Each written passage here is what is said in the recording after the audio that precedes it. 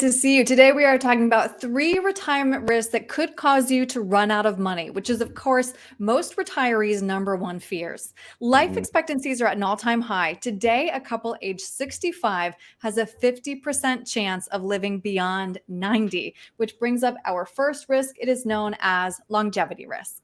It's funny because I think the top two big fears of life is public speaking, which I love to do, and obviously when you get to retire, having more month than money, which is running out of money during retirement. And like Yeah. we were talking about before we went on the air, is there's this chart, right? That a 65-year-old couple has a 50% chance. It's that gray line. They have a 50% chance that one of them is going to live past the age of 90. And I Wow. remember years ago, you would ask somebody, "Oh, do you know somebody 90?" And it was like crickets. No, but now we all know somebody Hmm. who's 90. I have people coming in and visiting with us who are saying that they're taking care of their 98-year-old mother or their 101-year-old mother. So we all know somebody now who's over the age of 90. And if you think about it, when Social Security first came out, they looked at retirement as almost like a 5-year plan. Retirement Hmm. was 5 years. So Social Security planned accordingly. They figured, well, people are averaging to age 65, so that's all we have to plan for. And now people are living to 95. They're on Social Security for like 30 years. So retirement is now like 20 to 30 years of unemployment. And this is creating almost two problems. Number one, an era of people that are saying, you know what, I've heard about people living to age 83, so I'm only going to plan to 83 or Hmm. 84 or 85, and they're not planning long enough. Or the second problem that I see is people with what's called the comparing syndrome. Well, mom and dad died at 84, or Uncle Bob Right. died at Right. 78, and using that as a barometer for themselves. And so what you almost have to do is you got to make sure that you plan to live to 95 or longer just because you might. The Hmm. modern marvel of medicine keeps us around a lot longer. We may not want to be, but it is keeping us around longer. We got to plan for that. Right. And I'm glad you brought up Social Security because that's what comes next. Risk number 2, changes to Social Security. It's very likely that benefits or qualifications will have to change. And I was surprised to learn that among those who rely on Social Security, that benefit makes up 50% of their income. Way too much. And that's Hmm. a 50% dependency on something that could be cut in the future. I've used this before. It bears to bring it back again, but you could go to Social Security's website and there's this PDF that they put together. Will Social Security be there for me? Put on by the Social Security Administration. You can go to ssa.gov and get this. But what they put right here is that Social Security in the future, they have enough money to be able to pay 78% of benefits after 2034. So at 2034, they're saying they could cut benefits by 22% because they only have enough in the federal coffers to be able to pay up 78% of the benefits. So think about this in dollars and cents. If you're getting $3,000 a month of Social Security income, that's pretty common. Right. If they cut benefits like they say they're going to, that means your Social Security could go from $3,000 down to $2,340 per month. That's $8,000 a year of a cut. Right. My question is, can you survive a cut like that? At a time when you're older and in 2034 and things cost more, can you afford a cut like that in the future, especially if that makes up for 50% of your income? And for most Right. people, the answer is no. So that's why you got to do some planning to be able to handle a situation like that in the future. Absolutely. Risk number 3, this one has been in the headlines for what feels like forever now, inflation. I High know. inflation means simply you'll have to use more of your retirement savings each year to maintain your quality of life. Yeah. So we thought for years, I mean, a lot of people fought for me for years. Why are you using inflation numbers? Inflation doesn't really go up. Well, now all of a sudden people are realizing that it does. And sometimes it can go up in a big way. Absolutely. Up 8%, up 9%, year over year. And I just had a gentleman come in and one of the questions that he had is, well, I'm 55 right now. My Social Security benefits are probably, or my income that I need is about $7,000 per month.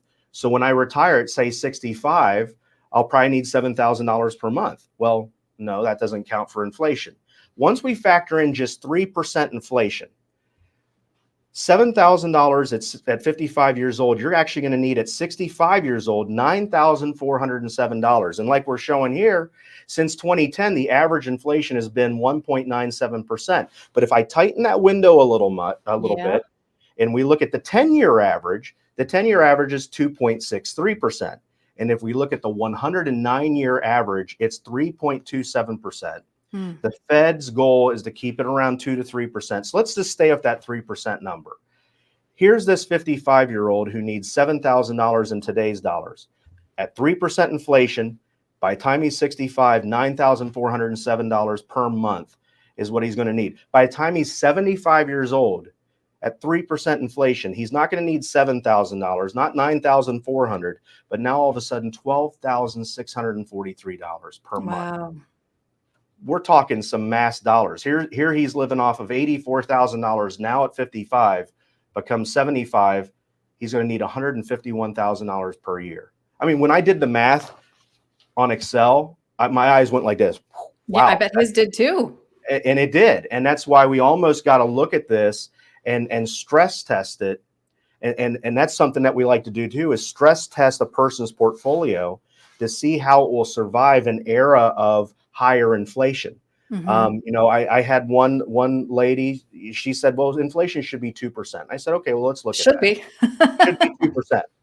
By the time she was 100 years old, she was going to still be a millionaire at 100 years old at just 2% inflation. And she was like in her mid 50s. But if we just made inflation 4%, that's it, just 4%, all of a sudden her money runs out at age 78.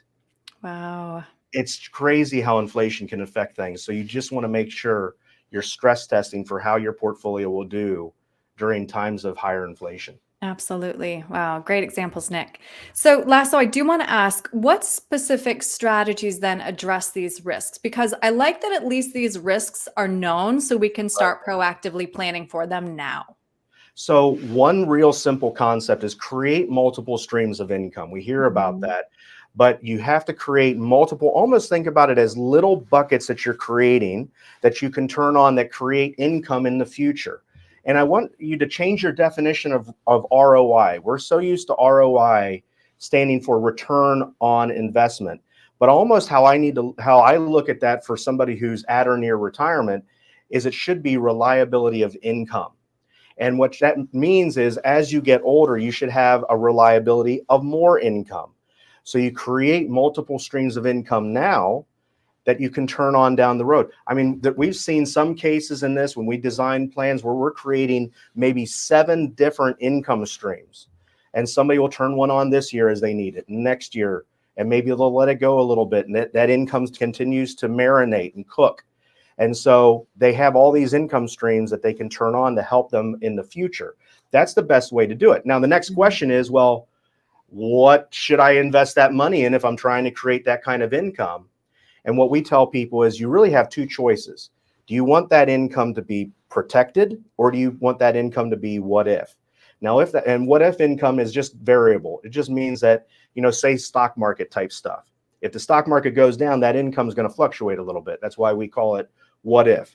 But if you're like more and more retirees are wanting protected income is what they're doing, where they can get a dependable, reliable, and consistent income in the future to help offset those expenses. Things that fit in this category might be principal protected plans, like principal protected annuities for things like that for people who want protected income. Again, it depends on your cup of tea. Stocks aren't for everyone. Annuities aren't for everyone. Bonds aren't for everyone either. And so you just got to make sure that you're working with somebody who's duly licensed, who can do all those things so they can create for you a plan that's comfortable for you using the investments that you're comfortable using. Exactly. Right. No cookie cutter approach. It has to be No, kind not of at all. fitting those pieces of the puzzle together. Nick, if somebody does want to have that conversation with you so they can figure out what strategies work best for them, what's the best way to reach you? There's also so much content on our YouTube channel. You can just go to YouTube and just type in Group 10 Financial, and there's so much content. And then once you get through that, there's going to be some specific things that maybe are pertinent to you that aren't to other people. And so what we always do is offer a 15-minute strategy session call just to check in and see what questions we can answer. And everybody can reach out to us either by our website, going to group10financial.com, or also calling us at 844-GROUP10 and setting up a quick 15-minute check-in just to make sure you're on track and answer any questions that you have. Right. And then you can hear and get that peace of mind. I love it. Nick, thank you so much. Great being with you, Aaron.